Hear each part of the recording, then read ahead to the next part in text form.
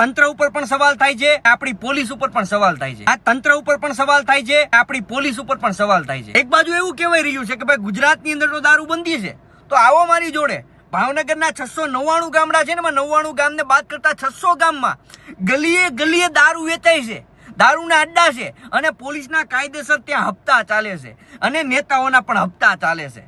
તો કઈ રીતે આમાં ગુજરાતમાં દારૂબંધી છે? માત્ર ખાલી ભાવનગરનો પ્રશ્ન નથી, પરંતુ આખા ગુજરાતની અંદર અમુક તો ઘરે ફ્રી હોમ ડિલિવરી દેવા પણ આવે છે દારૂની બોટલોની। તો આ બધું દારૂ આવે છે ક્યાંથી? બંધી છે તો। અને હવે આ લઠ્ઠાકાંડ પછી 1 મહિના સુધી ક્યાંય તંત્ર આદેશ આપશે અને પોલીસ કામ કરશે, 1 મહિના સુધી કોઈને ક્યાંય પણ દારૂ મળશે નહીં। 1 મહિના સુધી જ જેવો 1 મહિનો જશે એટલે બધા લોકો ભૂલી જશે, એટલે તરત જ આ જે ગુજરાતમાં રેલમ છેલ જે દારૂ વેચાઈ રહ્યો છે એ પાછો હપ્તા ચાલુ અને દારૂ પણ ચાલુ થઈ જશે। મને તો એ નથી સમજાતું કે ખેડૂતોને ખાતર લેવા માટે થઈને આધાર કાર્ડ લઈને જવાનું, અને આ ગુજરાતની અંદર જે દારૂબંધી છે છતાંય કે કરોડો રૂપિયાનો દારૂ આ ગુજરાતની અંદર આવી જાય છે, તો આવું કઈ રીતે બને? કરપ્ટ સિસ્ટમ, બસ એના લીધે જ આ બધું થાય છે।